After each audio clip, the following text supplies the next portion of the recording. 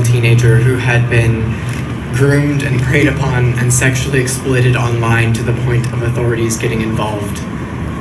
I spiraled into a hatred of myself and my body, and was told that it was just because I was a boy born in the wrong body and that this would fix me.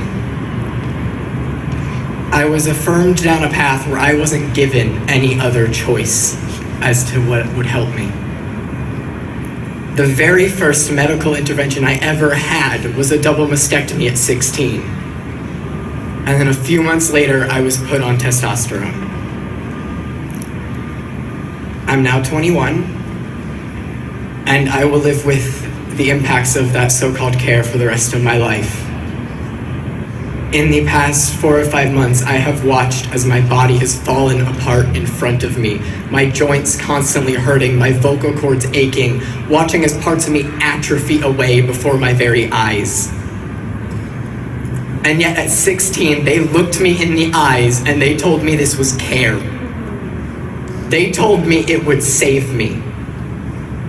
Despite the fact I was never suicidal, my parents were baited with the idea of, would you rather have a dead daughter or a living son? Bullied into going along with it, their biggest crime being trusting those who they thought took an oath to do no harm.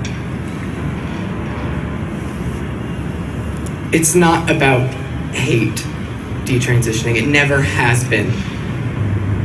It's about keeping kids whole. I've worked with children. I've seen them explore the world, and I've seen that magic that they have. And doing something like transitioning them takes that away.